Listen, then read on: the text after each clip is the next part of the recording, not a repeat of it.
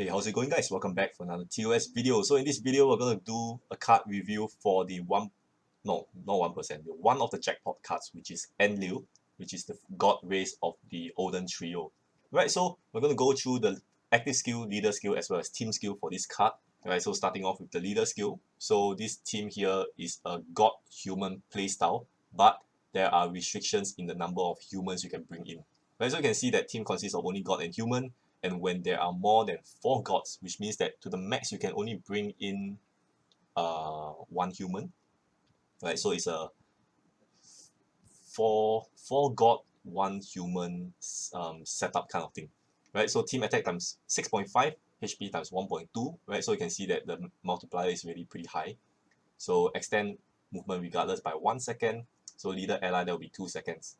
And the more runestones dissolve, the higher the team attack, to the max 2.8 for 20 runestones. So it's pretty doable, right? Once I touch on the team skill. So active skill, let's take a look. Number 1, fire damage can overpower water enemies. So from here you can see that this jackpot card is actually very comparable with the Iron Fan Princess Rakshasa, which is a black card. For Rakshasa, you can Earth can overpower Earth and fire. Right, so in this case, you can see that fire will overpower water, which is a very good skill to have. And by dissolving race runes, the monster launch an extra attack, extra fire attack, and an extra earth attack. Right, so basically fire. So it will be a fire earth launch, right, for the monster, and it stays in play until you deactivate or die. Anyway, okay. So upon deactivation, you can see that you basically explode columns below God to generate enchanted god runestones, right? So take note that if you were to bring in that one human race card, right, it will not be a full board explosion, but that one awkward column will not be exploded, right? So if you have any case of mark runes or electrifying runes below that human column, then that will not be solved in that case. Alright, so let's take a look at Enlil's team skill. So team skill will be craft will be fully charged upon entering the stage, which is sometimes good to have because there are certain stages which are pretty scumbag, like at battle 2 or battle 1 in some case. Okay, so you might need a craft, and this team will basically solve that problem. Right, so number 2, refresh all runestones into runestones of all types at the beginning of each round, which means that every turn you will have at least one set of water, fire, earth, light, dark, and hard runes. Right, I'll talk about the pros and cons for that later. Right, number 3, all attributive runestones also possess 50% of each other, right, which is basically a very simple play style in which we have really seen it in most cards out there, like for example Kurama, and that's the only card that I can think of from the back of my head right now. Right, so there's nothing new, and basically you just have to play leader, ally, and Liu to get this team skill. Alright, so let's talk about point number 2, refresh all runestones into runestone of all types at the beginning of this round. Alright, so pros and cons. Advantage being that you always have all the runes on the board, which means that you will definitely be able to solve like the quintet, elemental shield, and stuff like that, right? But the cons is you can't really solve things in one round. For example, like a cumulative shield of one particular attribute, right? So that's going to be a problem. Or the thing is, I don't think that this card will be having good recovery if you only have a set amount of hard runes on the board every single turn, right? So for example, you might come across one turn whereby you only have 3 hard runes, right, or 5 hard runes. So that is only one set of hard runes. So you might have recovery issues at some time, at some turns, for example. All right, and then that might be an issue for certain stages, right, or certain enemy skills, right? So anyways, the playstyle that I've set up is like this, right, which is full god, no humans, right? So I'll go through each member one by one, right? So the way I set this up is with a light ENC. I find that this card is quite MVP for Enlil. Well, let's talk about it. Number 1, look at the active skill, god attack and recovery times 1.6, right? Although 1.6 is not very not a lot, but it actually assists you in terms of recovery, right? Since we have very little hard runes to work with, and then 1.6 for God attack is a bonus. At the beginning of each round, you convert light and dark runes into enchanted god runes. So that is where Enlil will get her source of god runes, right? So by dissolving race runes for her active skill, you can see that you can actually launch that extra attack, and this will stay in play all the way until deactivation. And then after that deactivation, you can kind of clear additional effect, which is a plus. In some cases, you might want to bring her to remove any debuff and stuff like that.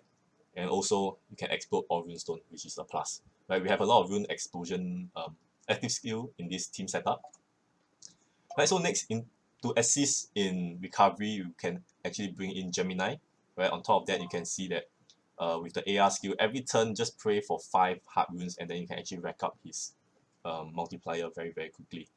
And of course, that hard conversion is always an emergency for emergency use, right? So next we have Anubis, PR Anubis. So this is also another a buff for Enlil card, right? So you can see that team attack times 1.5. So on top of the light ENC card, you have another extra 1.5 time boost right here, and also increase the drop rate of the monster. Doesn't really matter for that case.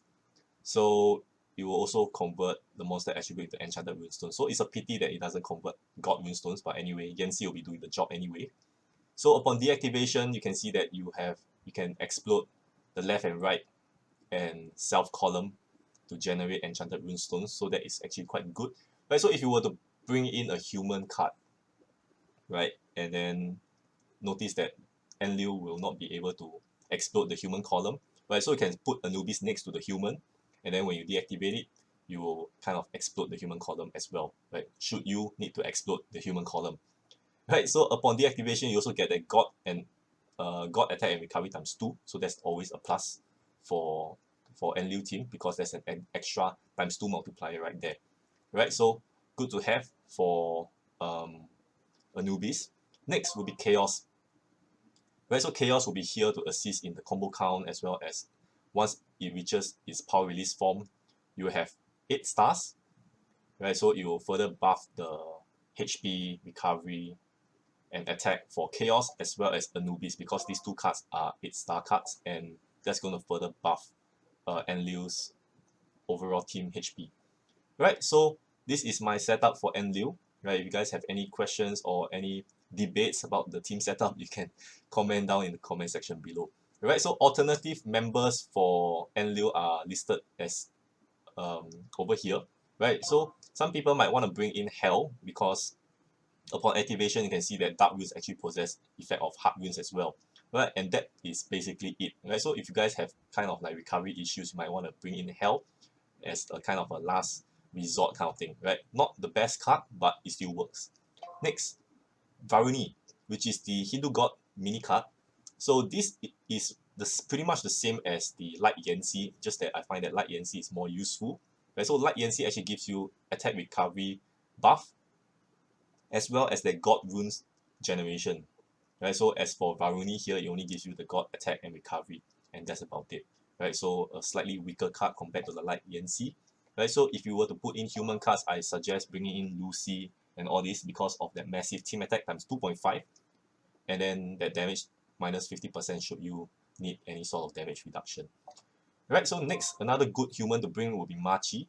So it basically not only it gives you team attack times 2.5, monster attack times 2.5 additionally. Right, so this is actually a pretty good card to bring for Enlil as well. Right, last but not least is the Yanxi, Fire Yanxi card. Alright, so right here, which basically gives you a team attack times 2, and upon deactivation gives you hard rune as well, right? Should you need any hard runes for recovery. Right, so overall, Enlil is a very basic jackpot card. It's not very complicated as compared to Veronica or Changbi.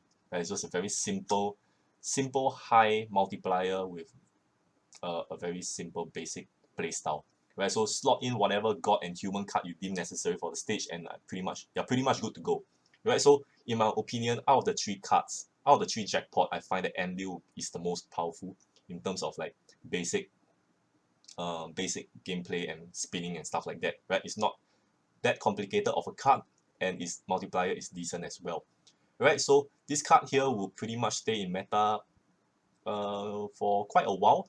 I would say longer than the other two jackpot cards, but nonetheless, Enlil will still be a good addition for as a member, right? Because it have that Iron Fan Princess active skill, right, which is pretty useful. Right? You can slot it in a SR Fire Norse team, and that's gonna further buff up the Fire Norse setup. Right, so that's all for today's card review for Enlil. If you have anything to add on, you can add on in the comment section below, and I'll see you guys in the next video. Bye bye.